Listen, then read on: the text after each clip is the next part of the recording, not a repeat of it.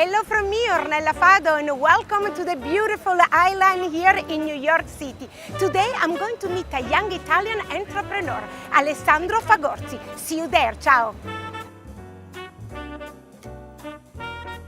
In 2004, I started to produce a DVD series called Brindiamo. This DVD series eventually became one of the longest running shows on NYC media. And here we are, 13 years later, asking myself what happened to those chefs, restaurateurs, servers, and busboys? Well, today we're going to meet one of them. His name is Alessandro Fagorzi. I met Alessandro when he was only 22 years old, and I was filming one of my very first TV shows at Il Postino Ristorante. Well, let's meet Alessandro and learn more about his career and his dreams in the Big Apple. Grazie. Prego, Ornella. Wow, eccoci qui. So here we are.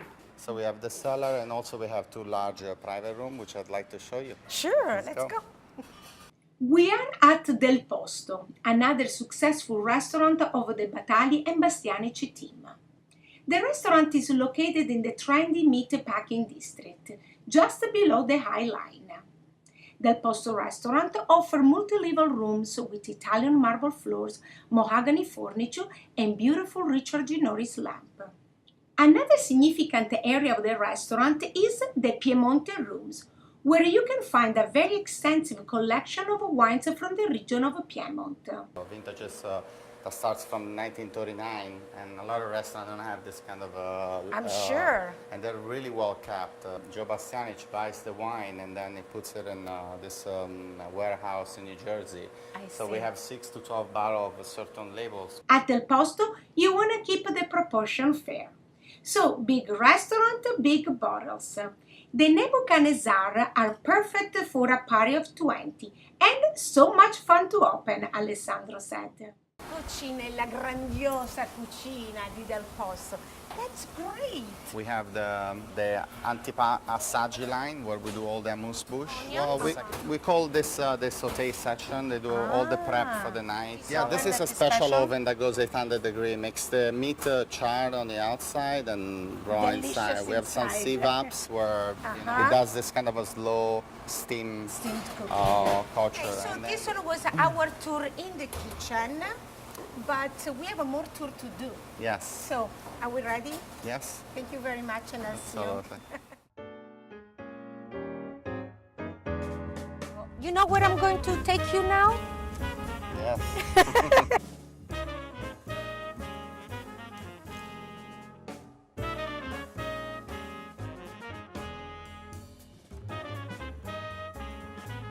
Alessandro and Marco, they bring me around this beautiful restaurant, Le CIRQUE, here in New York City. See you, ciao.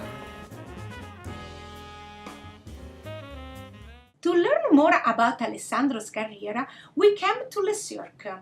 Both Alessandro and I have beautiful memories of this upscale restaurant located in the heart of Manhattan. I had the pleasure to film Il Circo and Le CIRQUE 10 years ago, in 2007.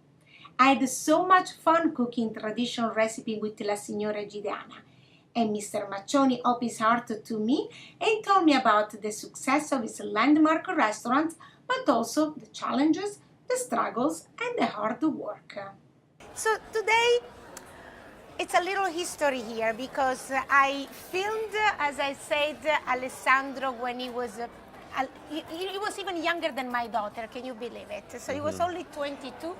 What happened in these past 11 years? How things are changing? Let's talk about, how the business of hospitality has been changing. Many good things happen. Here we go. Okay. Let's start Many with good the things positive. because people are becoming more educated. Yes. And especially for us Italians, it's very important that people be aware and recognize things because people like to eat what they know, what they recognize, or what brought them good memories. In a way, things have changed because expectations have changed, price point have changed, but the Italians have been doing it for millennia the same way, and it's not up to me or anybody else to change it because, you know, they hit it on the head. Why change it? So what is the challenging of become a restaurateur now, today, in 2017, in New York City? Well, I'm going to use Alessandro as an example. Yes. Okay, he has three things going for him. Number one, he's good looking. Okay, that helps. That helps. Okay, and when they walk through the door, instead of running away, they actually open their eyes. Yes. Second, he is someone who knows how to listen and has had many good masters. He's always challenged himself. And this, I'm saying this because it applies to everybody. Anyone who says, oh, I'm going to go look for a job, they go and they find a job. Anyone who says, I'm going to go work and get a job in the most difficult place to work in, that's someone who will eventually be building up their own persona, their tradition and their standards, because you don't limit yourself to one master. You see what people do right, what people do wrong, and that's something that he has done over the years. Third, and most importantly, if you really want to be successful, you have to be Tuscan. Oh, excuse me. So- I didn't realize I was between the two Tuscan So when you have that, gentlemen. I think you have a very, very good formula. Oh, We are fortunate to have grazie. this beautiful restaurant here. We're fortunate to have this new generation that want to bring a good Italian cuisine in New York. So now we have to toast for Yes. Viola. No. Well, And I you know say what are we going to toast? To your wonderful mother, Grazie. to your wonderful father, because Grazie. they're really, really special. To Well- you, Sirio, to you, Egidiana, and to all your beautiful family. And I have a toast to the both of you, because if it's not for you to highlight what we do in Italy, and also to Alessandro, who was one of the many people that added that Italian style, that Italian accent, not only at Osteria del Circo when he was working for us, but over here at Le Cirque, then my father in Le Cirque and my family wouldn't be where we are now. So, Beautiful, grazie. Salute. Viva l'Italia. Allora, Alessandro, we heard the fantastic things about you. How do you feel? Yeah, it was a very exciting day. Right? Very happy to meet Marco. I think it's an amazing person, and now that I work at Del Posto, I forgot how to be Tuscan. So, Alessandro, where were you born? I was born in Florence. When did you move to New York? I moved when I was 22. It was Okay. 13 years ago. And what brought you here? Well, initially I was working in the restaurant, in a very high-end restaurant in Florence, and I always heard about New York to be like the land of the opportunity. Okay. And what is your background? How did you come here? How did you get involved in the hospitality business? Well, I actually studied finance. I actually worked in an insurance company, and I was a very good salesman at the time. And I worked during the night and then go to school during the morning.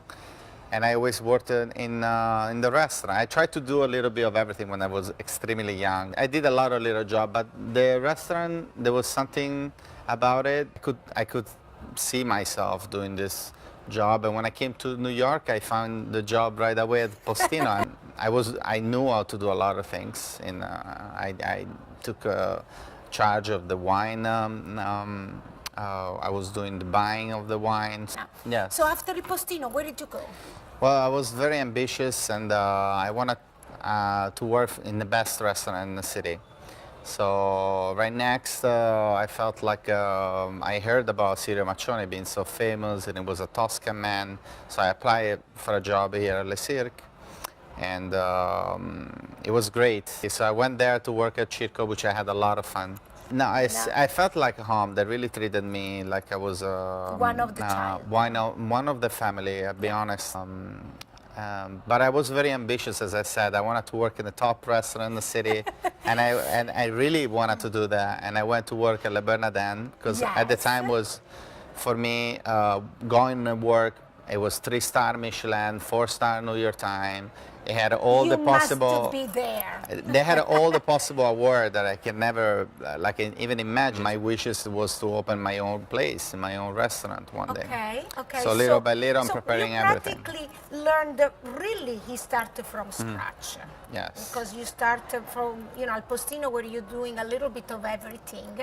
And then you came here, you went to a French restaurant where you also learn a little bit, a different way of serving and so on. You serve very well-known people. In your little draw, as we said, il sogno nel cassetto is open your own restaurant. Yes. Well, we really have to brindiamo to that. Absolutely. We have to toast to your success and to your future success. And I promise I'm coming to the opening of your restaurant. Thank you. Cin, brindiamo to Alessandro, a new, young Italian entrepreneur in New York City. Ciao. Remember what we do? We take. That's fun. This was my first job as a young boy. Oh, that's lovely. When Dad introduced the creme brulee to the world in 1982. You shake it around so that there's nothing too loose, right? What you do is like you're salting a shake. One's like a steak. We got it set. We put it on our tray. You want a high flame with the blow torch. And what you do is you go straight onto it and you go around in a circle as you remember. You start with the edges. There we go. Oh my God. And once you see it starts to bubble without turning black, you're done.